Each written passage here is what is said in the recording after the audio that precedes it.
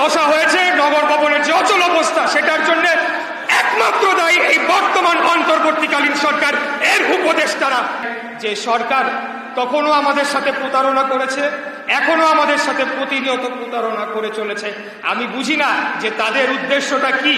এতদিন হয়ে গেল, তারা কোন উদ্দেশ্যে এবং কিসের জন্য, এখানে কি এমন রয়েছে যেটির কারণে তারা আসলে দক্ষিণ সিটি কর্পোরেশনে তারা এই ধরনের একটি অচল অবস্থা করে রেখেছে, সেটা জনগণ জানতে চায়।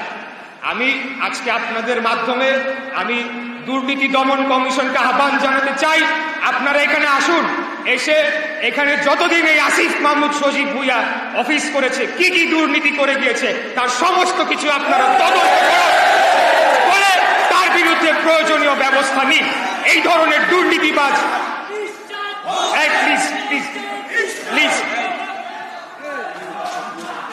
যারা বলছে রক্তের বিনিময়ে, রক্তাক্ত গণ অভ্যুত্থানের বিনিময়ে তারা নেতৃত্ব দিয়েছে এবং তার বিনিময়ে তারা উপদেষ্টার পদ পেয়েছে, এত কম সময়ের মধ্যে কিভাবে তারা এই পরিমাণ দুর্নীতিতে জড়িয়ে গেল এবং সেটার কি পরিণতি হওয়া উচিত, সেটার একটা দৃষ্টান্তমূলক শাস্তি হওয়া উচিত, এটা আমি জোরালো দাবি জানাচ্ছি।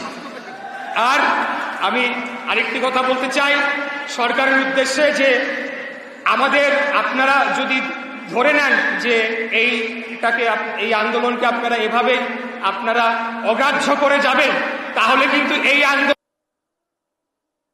পার হয়ে রাজপথে অবস্থান করবে।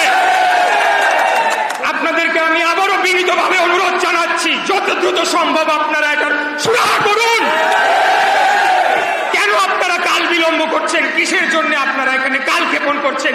কার প্ররোচনায় এই বর্তমান অন্তর্বর্তীকালীন সরকার এখন পর্যন্ত কোনো কার্যকরী পদক্ষেপ নিচ্ছে না, সেটা আমি বুঝে পাচ্ছি না।